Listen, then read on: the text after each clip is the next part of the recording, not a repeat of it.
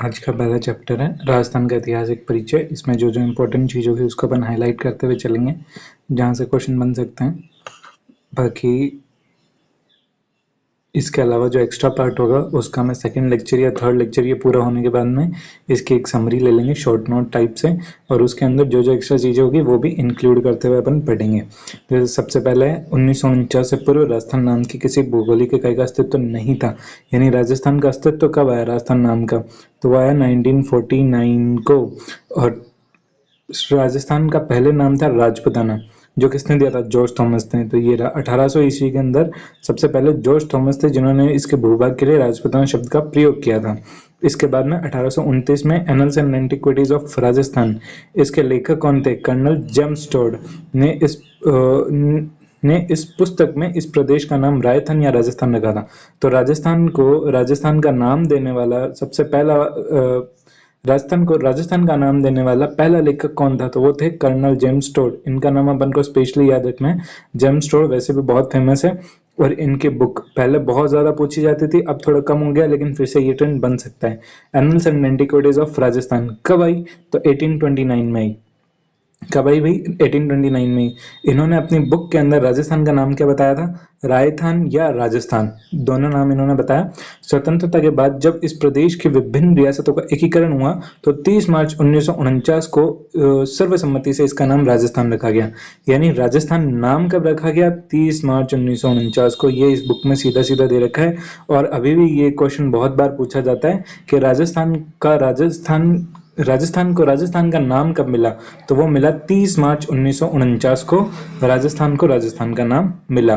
प्राचीन साहित्य और अभिलेखों में वर्तमान राजस्थान के विभिन्न क्षेत्रों में के भिन्न भिन्न नाम मिलते हैं। कुछ क्षेत्र जिसकी उनकी भौगोलिक विशेषताओं के आधार पर, और कुछ क्षेत्र वहाँ भौगोलिक विशेषताओं के आधार पर, और कुछ क्षेत्र वहां पर बसी जातियों के नाम से जाने जाते हैं। राजस्थान के क्षेत्रों में प्राचीनतम नामों में जिनका उल्लेख ऋग्वेद में भी आया है। राजस्थान के अंदर जो प्राचीनतम नाम है ऋग्वेद में इनका उल्लेख मिलता है। कौन कौन से हैं? मरु, एक तो राजस्थान के क्षेत्रों का नाम है। धन्व, जांगल, मत्स्य और सूरसेन। ये अगर आपको पता हो तो आपने जनपद पढ़े हो, वो जनपद होते थे। जैसे मत्स्य जनपद था, सूरसेन जनपद था। इन जनपदों का विस्तार राजस्थान के कुछ क्षेत्रों में था। उनके बारे में ऋग्वेद में भी वर्णन मिलता है और आगे भी इनका वर्णन मिलता है। ऐसे रहे हैं। मरु और धन्व दोनों का एक ही अर्थ है और इनका प्रयोग, हाँ वैसे धन्व का मतलब भी ये मरुस्थल ही होता है। आगे अपन पढ़ेंगे दुर्गों की श्रेणी में एक धन्व दुर्ग करके आता है। तो वहां पे वही होगा कि भाई एक दुर्ग है, वो मरुस्थल के बीच में बसा हुआ है, चारों तरफ उसके मरुस्थल है। इसका प्रयोग जोधपुर संभाग के मरुस्थल के लिए हुआ है। तो धन्व, मरु बोलो या धन्व बोलो, धन्व प्रदेश किसके लिए यूज हुआ है? तो जोधपुर के लिए यूज हुआ है, जोधपुर संभाग के लिए। जोधपुर संभाग आपको पता है थोड़ा बड़ा है।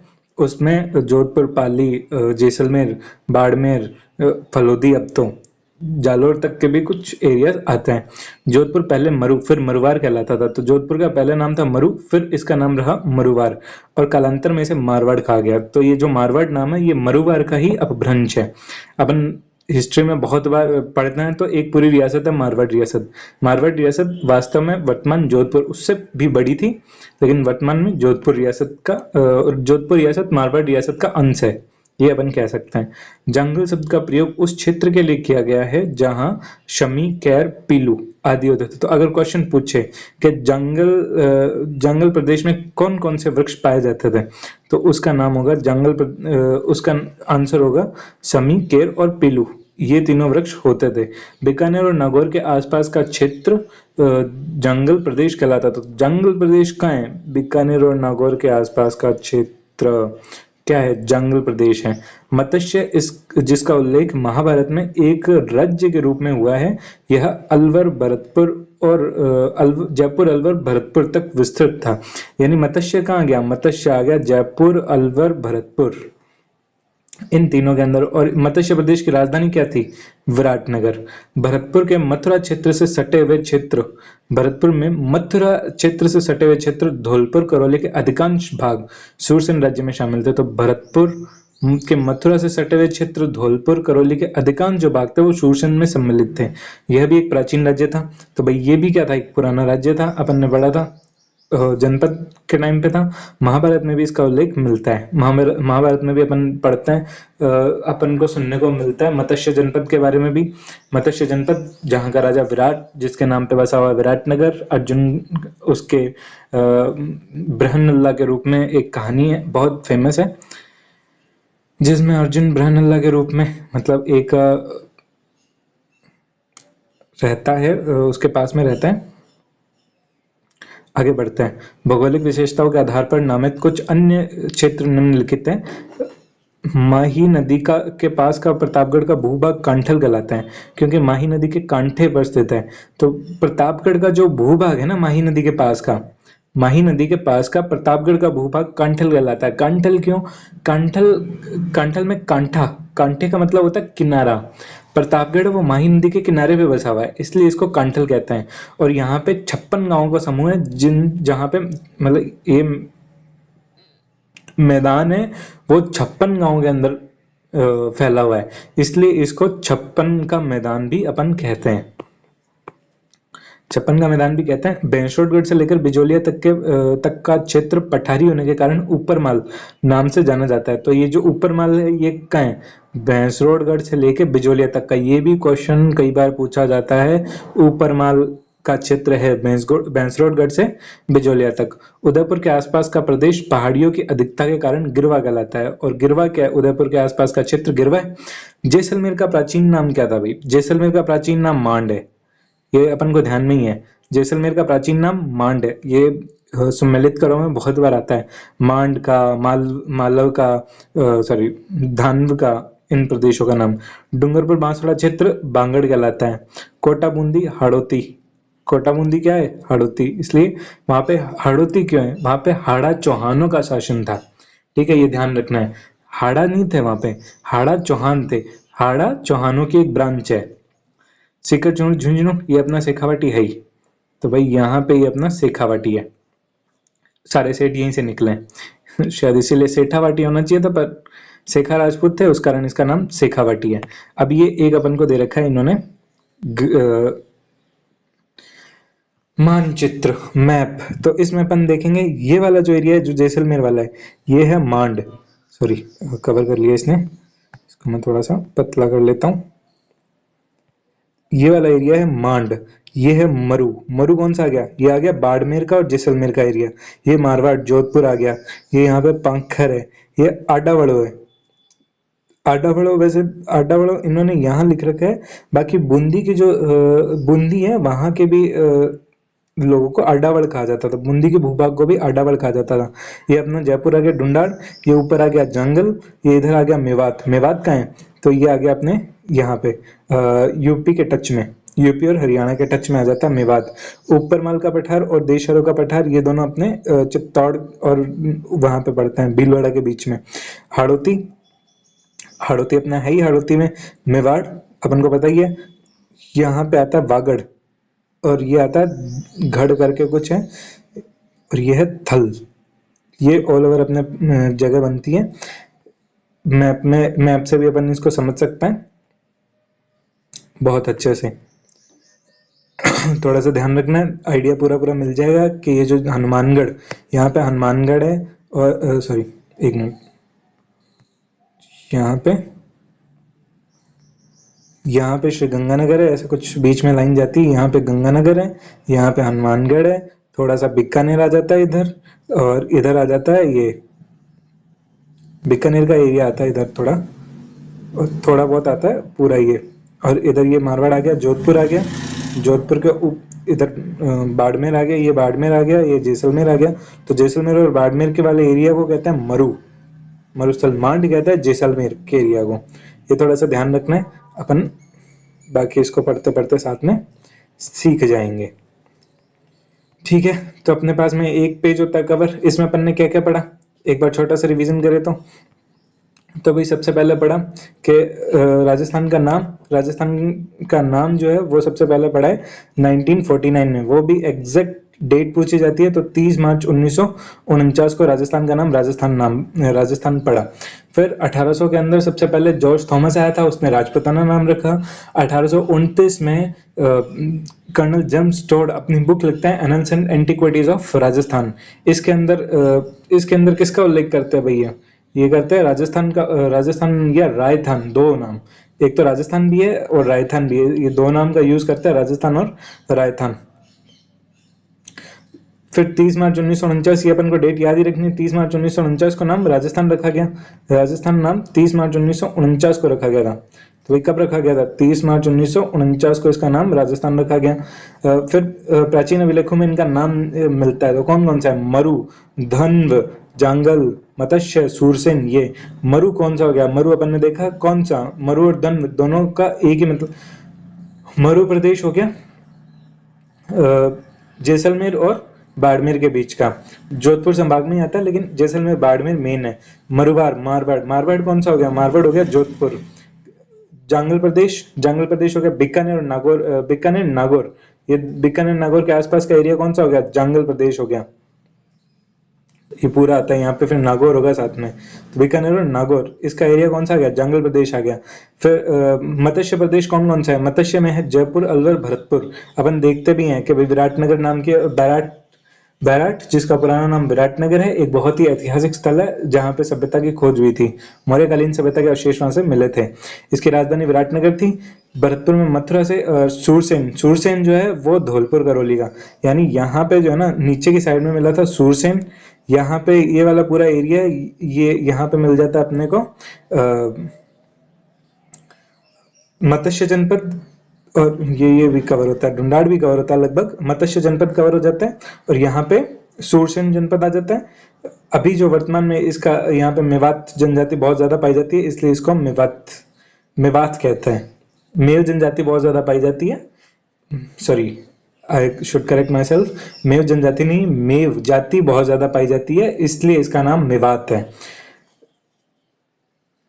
फिर माही नदी के कांठे पर स्थित भूभाग कांठल, प्रतापगढ़ को कांठल कहते हैं क्यों? क्योंकि ये माही नदी के कांठे पर है। फिर माही नदी पता हो तो यू शेप में बहती है, तो यहाँ पे 56 गांवों के अंदर माही नदी का क्षेत्रफल विस्तृत है, इसलिए इसको 56 का मैदान भी कहते हैं। ठीक है, जैसलमेर का प्राचीन नाम मांड था ही। डूंगर पर बांसवाड़ा को बांगड़ कहते हैं। हड़ौती जैसे ये कोटा बूंदी, इसको हड़ौती, और शेखावटी, सिक्कर चूरू, झुंझुनू, साथ में बैंसरोडगढ़ से बिजोलिया तक ऊपर माल का पठार है, और उदयपुर के जो चारों तरफ पहाड़ी है वो गिरवा की पहाड़ी है। ये अपना पहला सेक्ट पूरा होता है। दूसरा टॉपिक है इतिहास का काल विभाजन। तो देखो इतिहास में क्या है, मोटे तौर पर मानव ने संपूर्ण इतिहास को 3 कालों में विभक्त किया है। कौन सा? प्राक युग, आद्य युग, ऐतिहासिक युग। प्राक युग इतिहास के उस काल को कहा जाता है जिसमें ज्ञान के लिए कोई लिखित साक्ष्य उपलब्ध नहीं, अर्थात मानव लेखन कला से अपरिचित था। यानी पुराने टाइम पे भाई लिखने करने का तो कुछ था नहीं, पहाड़ों पे पेंटिंग्स बना दी, लेकिन वो जो उनकी लिपि है वो अभी भी अपन को समझ में नहीं आती है, क्योंकि अपने पास में वो बहुत गैप आ गया बीच में, और उन्होंने लिपि को समझने का कोई साक्ष्य उपलब्ध करवा नहीं रखा। इसलिए अभी भी हम उनको समझने की कोशिश कर रहे हैं, लेकिन वहां पे कुछ लिखित साक्ष्य नहीं मिले। बर्तन मिल गए, ये पेंटिंग्स मिल गई, ऐसा कुछ मिल गया, पर लिखित साक्ष्य ज्यादा कुछ नहीं मिले। यहाँ पे लेखन कला से अपरिचित था। आद्य युग की संज्ञा में उस काल को दी जाती है जिसमें लिखित साक्ष्य तो उपलब्ध है, किंतु या तो वे अस्पष्ट या उनको पढ़ना संभव नहीं हो, तो ये आद्य युग हो गया जो मैं बता रहा था। ऐतिहासिक युग उस काल के इतिहास को कहा है जिसके संबंध में स्पष्ट और सुपठित लिखित साक्ष्य उपलब्ध है। तो ऐतिहासिक युग कौन सा है? जहां पे लिखित और सुपठित अपने को सारी चीजें मिल जाती है। फिर अपन देखते हैं आगे। तो इन अर्थों में भारतीय इतिहास के कालक्रम को इस प्रकार से विभक्त किया जाता है। प्राक युग, यह युग सृष्टि के आरंभ से हड़प्पा सभ्यता के पूर्व तक था। आद्य युग सभ्यता के काल से 600 ईसा पूर्व तक रहा। ऐतिहासिक युग 600 ईसा पूर्व से वर्तमान तक जारी रह गए। ठीक है, तो अपन ने 3 में बांटा। प्राक युग आरंभ से हड़प्पा सभ्यता के पूर्व तक, फिर आद्य युग हड़प्पा सभ्यता से 600 ईसा पूर्व, और जो ऐतिहासिक युग है ये 600 ईसा पूर्व से वर्तमान तक का अपने को मिलता है। फिर प्रागैतिहासिक राजस्थान, प्राक युग में राजस्थान, मानव सभ्यता का उदय नदी घाटी में हुआ, क्योंकि नदी घाटियों में जल की प्रचुरता के कारण यहाँ अपने आप उत्पन्न होने वाले कंदमूल फल भी प्रचुर मात्रा में उपलब्ध होते थे। सघन वनों के कारण यहाँ मांस हेतु पशु पक्षी भी आसानी से उपलब्ध हो जाते थे। सैकड़ों वर्षों पूर्व राजस्थान की भौगोलिक स्थितियां ऐसी थी। यद्यपि राजस्थान का एक बड़ा भाग आज मरुस्थल है, पहले नहीं था। पहले मरुस्थल भूमि में समुद्र विद्यमान था। ये देखो, ये रहा। पहले अपने यहाँ पे भी समुद्र था, जहां पे दो नदियां थी, सरस्वती दृश्यवती नदी इस समुद्र में आकर गिरती थी। जिसमें से दृश्यवती नदी है वो तो आज भी आती है। इसी नदी को हम क्या कहते हैं, घाघरा, सॉरी, घग्गर, घग्गर नदी, मृत नदी, मृत या नट नदी इसको कहा जाता है, घग्गर नदी। इसी को सरस्वती, प्राचीन सरस्वती भी कह देते हैं। यह स्थिति मानव सभ्यता के लिए सर्वथा उपयुक्त थी। यही कारण है कि ऐसी भौगोलिक स्थिति में राजस्थान को भी मानव सभ्यता के जन्म के प्राचीनतम भूभाग में से होने का एक गौरव प्राप्त हुआ है। मानव सभ्यता के उद्भव के इस काल को पाषाण काल कहते हैं। मानव सभ्यता के उद्भव के इस काल को क्या कहते हैं भाई, पाषाण काल कहते हैं। इसे 3 भागों में बांटा गया, पूर्व पाषाण, मध्य पाषाण और उत्तर पाषाण काल। तो जो अपने जो सरस्वती नदी है ना, उस सरस्वती नदी के दोनों तरफ ही सबसे ज्यादा ये सभ्यता स्थल पाए गए हैं। सबसे ज्यादा सभ्यता स्थल ना तो सिंधु के पास पाए गए हैं, शुरुआत वाले सिंधु के पास पाए गए, इसीलिए उसको अपन आईवीटी कहते हैं, Indus valley civilization, Indus valley civilization, IVC. लेकिन बाद में जब आजादी के बाद में हमने खोजना स्टार्ट किया तो हमें मिला कि भाई प्राचीन काल में यहाँ पे सरस्वती नदी, एक नदी बहती थी जिसका नाम पुराणों में भी मिलता है सरस्वती नाम से। उसके दोनों तरफ यहाँ पे बहुत सारे सभ्यता के स्थान मिले हैं। तो चलिए आगे बढ़ते हैं, पूर्व पाषाण के बारे में पढ़ते हैं। पूर्व पाषाण काल में क्या हुआ था, सॉरी, हाँ ये मैं मिटा देता हूँ। पूर्व पाषाण काल। पूर्व पाषाण काल में राजस्थान में मानव का उदय कब हुआ, यह निश्चित रूप से ज्ञात नहीं है, लेकिन यहाँ विभिन्न क्षेत्रों में हुए उत्खनन से प्राप्त विभिन्न प्रकार के पाषाण, विशेष रूप से क्वार्टजाइट, क्या मिला भाई, सॉरी, क्वार्टजाइट मिला है। क्वार्टजाइट पत्थर अनेक उपकरणों से प्राप्त होता है कि आज से लगभग 2 या 1.5 लाख वर्ष पूर्व राजस्थान में एक मानव संस्कृति विद्यमान थी। 1870 में सीए हेकेट ने सर्वप्रथम जयपुर और इंद्रगढ़ से पत्थरों से बनी पूर्व पाषाणकालीन हस्त कुठार खोज निकाली थी। ये इंपॉर्टेंट है, ये ध्यान रखना। ये क्वेश्चन बहुत बार आया हुआ है, बोर्ड ने बहुत बार रिपीट किया, आरपीएससी भी इस बुक को बहुत बार पूछ चुकी है कि सबसे पहले हैंड एक्स कहाँ मिली थी। बोर्ड पूछता ही है कि हैंड एक्स कहाँ मिली थी, तो जयपुर और इंद्रगढ़। अभी तक ये इतना नाम नहीं पूछा है, सीए हेकेट इतना ज्यादा नहीं पूछा, 1-2 बार तो पूछा ही है, पर हैंडेक्स के बारे में बहुत बार पूछ चुके हैं, हस्त कुठार बहुत बार पूछ चुके हैं। आरपीएससी में आता है स्टेटमेंट के रूप में। कुछ समय पश्चात सैटनकार ने झालावाड़ से इसी युग के अनेक उपकरण खोज निकाले। तो किसने खोजे भाई, सैटनकार ने। कहाँ से, झालावाड़ से, और उपकरण खोजे। इसके बाद वह योजनाबद्ध उत्खनन से भारतीय पुरातत्व और संग्रहालय विभाग, नई दिल्ली, डेक्कन कॉलेज, पूना के वीरेंद्रनाथ मिश्र, एक बार ये पूछ लिया था कि वीरेंद्रनाथ मिश्र कहाँ के हैं आरपीएससी ने, डेक्कन कॉलेज पूना के थे, ध्यान रखना। राजस्थान पुरातत्व एवं संग्रहालय विभाग, और जो आरसी अग्रवाल है, डॉक्टर आरसी अग्रवाल, वो राजस्थान के हैं। राजस्थान पुरातत्व संग्रहालय विभाग के आरसी अग्रवाल, डॉक्टर विजय कुमार, हरीश चंद्र मिश्रा आदि विद्वानों ने राजस्थान को पूर्व पाषाणकालीन सभ्यता और संस्कृति के विभिन्न पक्षों को सामने लाने में सराहनीय योगदान दिया है। इनके प्रयत्नों से राजस्थान में अजमेर, अलवर, चित्तौड़, भीलवाड़ा, जयपुर, झालावाड़, जालोर, जोधपुर, पाली, टोंक आदि क्षेत्रों की प्रमुख नदियां, विशेष रूप से चंबल, बनास व इनके सहायक नदियों के किनारे पूर्व पाषाणकालीन उपकरण प्राप्त हुए हैं। जालोर से इस युग के उपकरणों की खोज का श्रेय बी आलचिन को जाता है। किसको जाता है भाई, बी आलचिन। जालोर से इन प्रकार के उपकरणों की खोज का श्रेय किसको जाता है, बी आलचिन को। ये कोई अंग्रेज है। पूर्व पाषाणकालीन संस्कृति का प्रसार क्षेत्र था, ठीक है। इससे अपन को पता लग जाता है कि पूर्व पाषाणकालीन संस्कृति का प्रसार क्षेत्र भी था। अब आता है मध्य पाषाण काल पे। मध्य पाषाण काल में क्या हुआ भाई, मानव सभ्यता के क्रमिक विकास की कहानी भी दूसरी कड़ी के रूप में राजस्थान में के प्रागैतिहासिक काल में मध्य पाषाण काल रहा है। पश्चिमी राजस्थान में लूणी और इसकी सहायक नदियां, पश्चिमी राजस्थान के अंदर कौन थी भाई, लूणी और इसकी सहायक नदियां। चित्तौड़ में बेड़च नदी घाटी, विराटनगर के मध्य पाषाण उपकरण मिले, छोटे हल्के।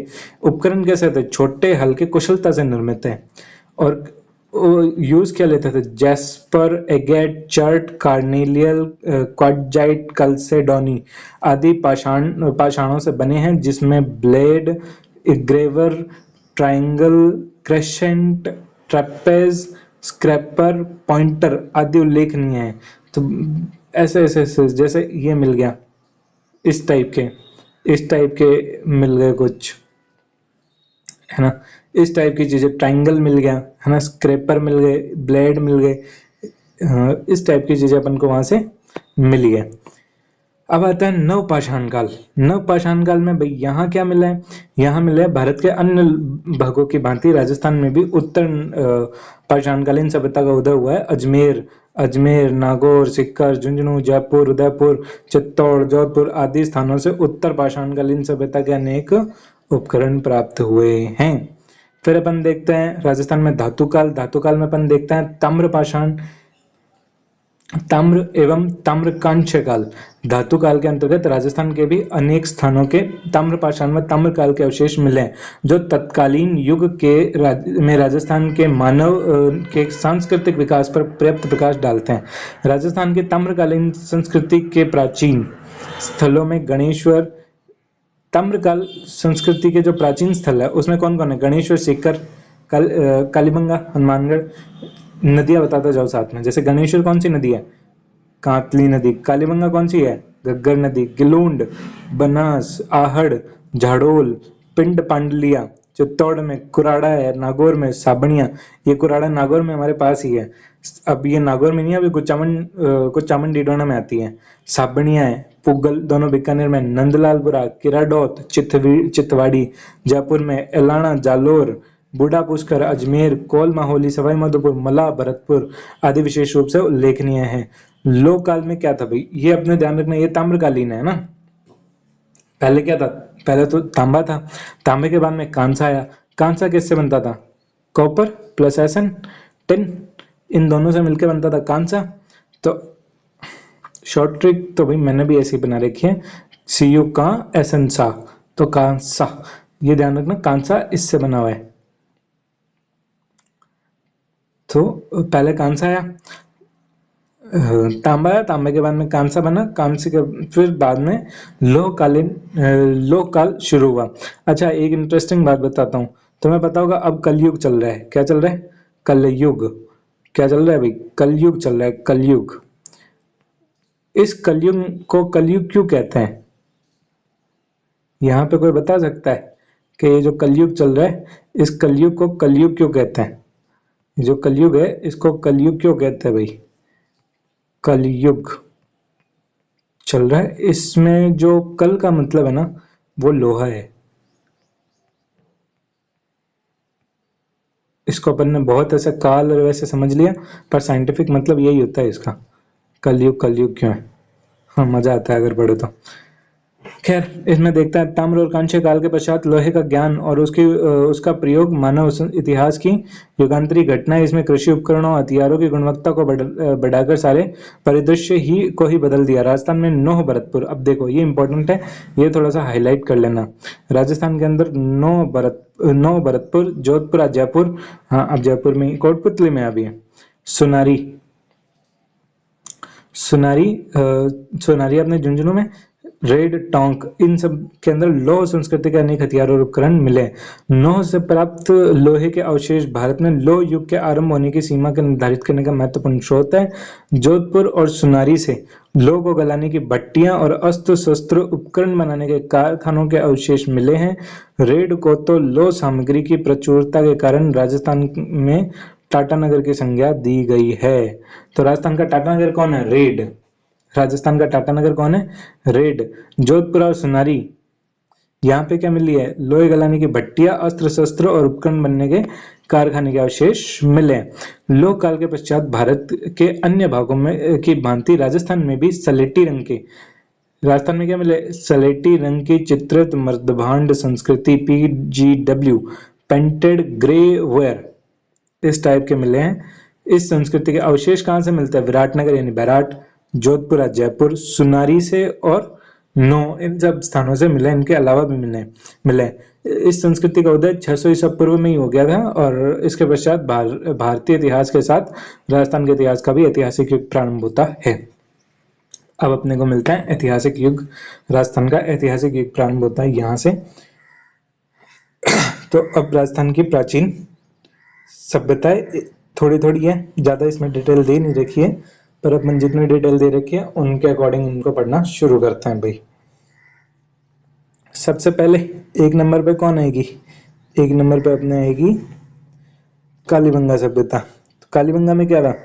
प्राचीन द्रस्तुति और सरस्वती नदी घाटी के क्षेत्र में हड़प्पा सभ्यता से भी प्राचीन कलिबंगा की सभ्यता विकसित हुई है, यानी कलिबंगा की सभ्यता है वो हड़प्पा से भी प्राचीन है, सबसे पहली बात। दूसरी बात, नदी कौन सी नदी के तट पर बसी हुई है?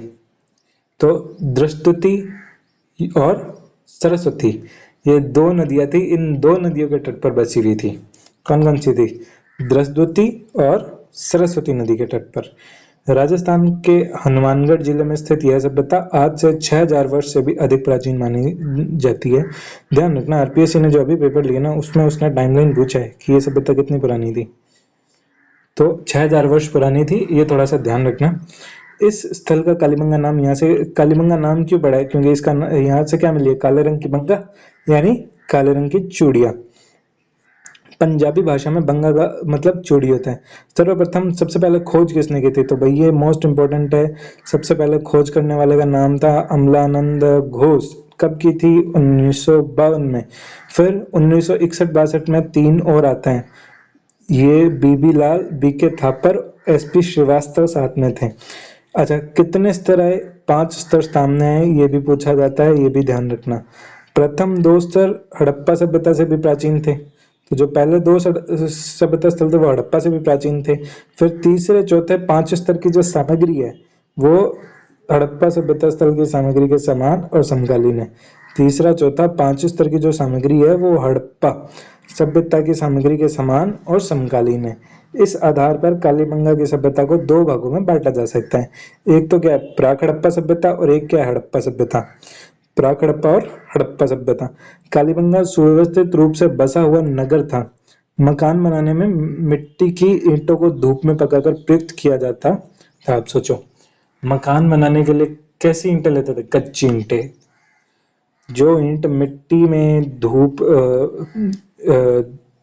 धूप में पकाकर प्रयुक्त की जाती है उसको अपन अक्सर कच्ची ईंट कहते हैं। पक्की ईंट जो भट्टी में पके। उत्खनन से प्राप्त मिट्टी के बर्तन और उनके अवशेष पतले और हल्के हैं। उसमें सुडौलता का अभाव है। भाई किस चीज का अभाव है? तो सुडौलता का अभाव है। बर्तनों का रंग कैसा है? लाल है। कैसे कलर के बर्तन है? लाल रंग के, जिन पर काली एवं सफेद रंग की रेखाएं खींची गई है। यहाँ से जुते हुए खेत के साक्ष्य मिले। तो इम्पोर्टेंट क्या है भाई? यहाँ से एक तो क्या है इसमें इम्पोर्टेंट क्या है? एक तो क्या कि लाल रंग के बर्तन मिले और जिस पर काले और सफेद रंग की रेखाएं खींची गई है। जुते हुए खेत के साक्ष्य मिले। ऐसा अनुमान है कि लोग एक ही खेत में 2 फसलें उगाते थे। जुते हुए खेत के साक्ष्य मिले और साथ में ये भी अपन को लग रहा है कि एक खेत के अंदर 2 फसलें उगाते थे। और यहाँ पे जो कब्रिस्तान है वहां पे संवर्धन पद्धतियों के बारे में जानकारी मिलती है। एक बच्चे के कंकाल की खोपड़ी में, एक बच्चे का कंकाल है और उसकी खोपड़ी के अंदर 6 छेद मिले हैं। इससे अपन को लगता है कि यहाँ पे कोई मस्तिष्क शोध बीमारी यानी कोई सर्जरी की गई होगी। सर्जरी का प्रमाण अपन इसको मानते हैं। यहाँ से प्राप्त खिलौना कौन कौन सा मिला भाई? बैलगाड़ी, हवन कुंड, लकड़ी की नाली, बेलनाकार मुहर। क्या क्या मिला? बैलगाड़ी, हवन कुंड, लकड़ी की नाली, बेलनाकार मुहर। इन सब का हड़प्पा सभ्यता से अपना विशिष्ट संबंध है, जैसे स्थान रखते हैं। दूसरे नंबर पे अपने आती है आहड़ सभ्यता। कौन सी आती है? आहड़ सभ्यता। सेकंड नंबर पे भाई अपन स्टार्ट कर रहे हैं आहड़ सभ्यता को। आहड़ सभ्यता कहाँ है? उदयपुर के पास में आहड़ नदी के तट पर आहड़ के उत्खनन से फलस्वरूप 4000 वर्ष पुरानी धातु युगीन सभ्यता के अवशेष सामने है। तो भाई पहली चीज आहड़ नदी। कौन सी नदी है? आहड़ नदी के तट पर आहड़ के उत्खनन कितने साल पुरानी? 4000। कालीबंगा घग्गर नदी के तट पर कितने? 6000 साल पुरानी। एक टीले के नीचे तभी प्राप्त हुई है।